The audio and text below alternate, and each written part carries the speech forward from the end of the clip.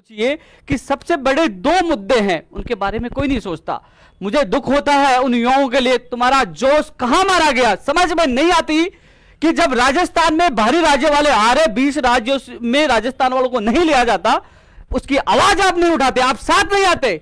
बड़े शर्म की बात है। इसके अलावा जो फर्जी डिग्रियों का खेल चल रहा है, मैंने खुला चैलेंज दिया, मैंने ट्वीट किया, यदि मेरा दावा झूठा हो तो मैं शरेआम मुझे फांसी लगाई जा सकती है, लगाओ, मैं कह रहा हूं, मैं दावा करूंगा 12 या 13 तारीख को प्रेस कॉन्फ्रेंस करके मैं उन लोगों का, जो लोग भ्रष्टाचार कर रहे हैं और जो फर्जीवाड़े से नौकरियां पा रहे हैं, उनकी जांच के लिए बड़ा आंदोलन भी होगा और खुलासा भी होगा। लेकिन आप सबसे मैं पूछना चाहता हूं कि आप लोग कहां भटक रहे हो, आप लोग समझ क्यों नहीं पा रहे हो? क्योंकि जब भर्तियां तो आएगी, आप वर्तमान में देखिए अन्य राज्यों में भर्तियां रुकी पड़ी है, राजस्थान में भर्तियां आएंगी तो बाहरी वाले राज्य वाले आ जाएंगे। यदि बाहरी राज्यों का कोटा कम किया जाता है, समाप्त किया जाता है, या जिस प्रकार हरियाणा में जो अपने लोगों को 10 नंबर अलग से दिया जाता है, कहीं वहां की शैक्षणिक योग्यता के आधार पर, स्थानीय नागरिकता के आधार पर अलग अलग तरीकों से राजस्थान वालों को रोका जाता है। क्या राजस्थान में लागू नहीं हो सकता? क्या बाहरी राज्य वाले नहीं आएंगे तो किसको फायदा होगा? उपेंद्र यादव को होगा या आपको होगा? समझिए, आपकी सीटें वो लेके जा रहे हैं, लेकिन नहीं, मेरी तो रीट आ जानी चाहिए, मेरी तो कंप्यूटर भर्ती आ जानी चाहिए, मेरी जैन भर्ती आ जानी चाहिए, मेरे ग्राम सेवक आ जानी चाहिए, मेरे आरएस भर्ती आ जानी। अरे कम से कम वो रुकेंगे तो किसको फायदा होगा? दूसरा सवाल, जो फर्जीवाड़ा हो रहा है, जो नकली डिग्रियों का खेल चल रहा है, नकली खेल प्रमाण पत्र का खेल चल रहा है, दिव्यांग प्रमाण पत्र का खेल चल रहा है, प्रोविजन का खेल चल रहा है, प्रोविजन में डालो बाद में उनको पैसे लेकर सेट करने का खेल चल रहा है, वो किसको नुकसान हो रहा है सोचिए आप। लेकिन नहीं, मेरी भर्ती आ जाए, उपेंद्र यादव किसी आवाज उठाता नीचे करेगा, आप तो राजनीति के हो गए, आप तो हमारी आवाज नहीं उठाते, आप तो भूल गए। आज जो प्रदर्शन था जयपुर में शांतिपूर्वक, जो आज हमने प्रदर्शन रखा था, मैंने अभी देखा थोड़ी देर पहले एक कमेंट आ रहा था कि झूठा लॉलीपॉप लेके मत आ जाना, विज्ञप्ति लेके आना, कल शिक्षा मंत्री से आपसे मीटिंग है। 5 लोग रीट वाले आए थे, और लोगों के बदौलत हमने आज आंदोलन को सफल में लाया। घर बैठे ये कमेंट करने से सोशल मीडिया पे संघर्ष नहीं होता है, घर से बाहर निकलना पड़ता है। लेकिन मेरा फर्ज है आप लोगों की आवाज उठाना, विज्ञप्ति के लिए प्रयास करना। मेरे हाथ में होता ना तो मैं अभी निकाल देता आपके लिए विज्ञप्ति, आपके लिए परीक्षा तिथि जारी कर देता, सब कुछ कर देता। लेकिन सवाल यह है, जब बाहरी राज्यों को कोटा का मामला आता है तो उपेंद्र यादव आता है, जब इंटरव्यू जोड़ने का मामला आता है उसका विरोध के लिए उपेंद्र यादव आता है, चाहे फर्जीवाड़े की बात आती है तो उपेंद्र यादव आता है, कोर्ट में भर्ती अटकती है तो उपेंद्र यादव भागता है, भर्ती नहीं आती है उपेंद्र यादव भागता है, बीकानेर जाना पड़ता है उपेंद्र यादव भागता है। अरे कम से कम एक इंसान आप लोगों के लिए लगातार मेहनत और प्रयास करे, आप साथ तो दे सकते हो ना।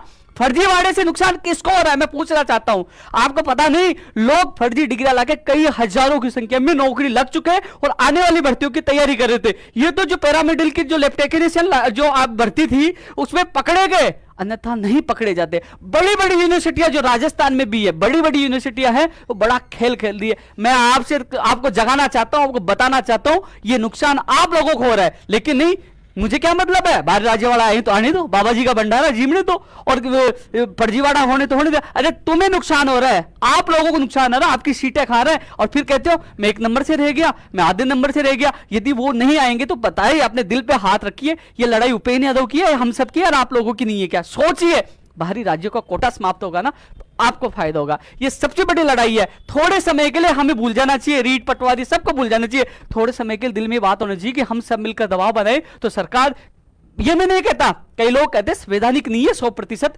हम नहीं रोक सकते, तो कम से कम जिस प्रकार हरियाणा में 5 से 10% उन लोगों को अलग से जो नंबर दिए जाते हैं, यहां भी दिए जाना चाहिए।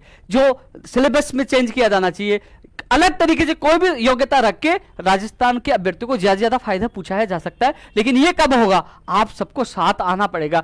3 साल से, यानी कि फरवरी 2018 से ये आवाज उठा रहे, सारे डॉक्यूमेंट इकट्ठे किए, चिल्ला चिल्ला के मैंने कहा राजस्थान के अभ्यर्थियों के साथ गलत हो रहा। लेकिन लोगों ने मजाक उड़ाया। जब मध्य प्रदेश के मुख्यमंत्री ने कहा कि मैं वहीं के लोगों विद्यार्थियों को लूंगा, तब आप लोगों के समझ में आई। बिहार का विज्ञापन देख लीजिए, बिहार का निवासी होना चाहिए, लेकिन नहीं, हमारे तो भर्ती आ जानी चाहिए। अरे भर्ती आ गई तो बार-बार लग जाएगी, तुम्हें क्या मिलेगा?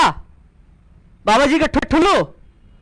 हमें हमारा अधिकार चाहिए, ये लड़ाई हम सबकी है। लेकिन जो फर्जीवाड़ा खेल है, आपसे मैं निवेदन करना चाह रहा हूं, मुझे खतरा नहीं है क्या?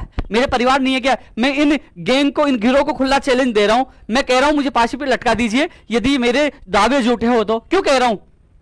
सोचिए, मुझे खतरा नहीं है। ये लोग ये नहीं सोचेंगे उपेंद्र यादव हमारे लिए मुसीबत बनते जा रहा है, इसको टपका दे। मेरे माँ बाप नहीं है, लेकिन फिर भी इस गिरोह से आप लोगों के लिए, राजस्थान के लाखों बेरोजगारों के भविष्य के लिए टक्कर ले रहा हूं।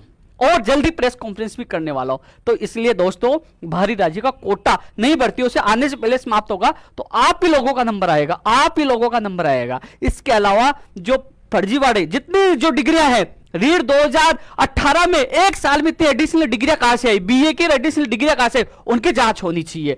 इसके अलावा जो खेल प्रमाण पत्र के आधार पर जो लगे उनकी जांच होनी चाहिए। इसके अलावा दिव्यांग प्रमाण पत्र जो कैटेगरी सुधार के माध्यम से कई लोग आए, उनकी जांच होनी चाहिए।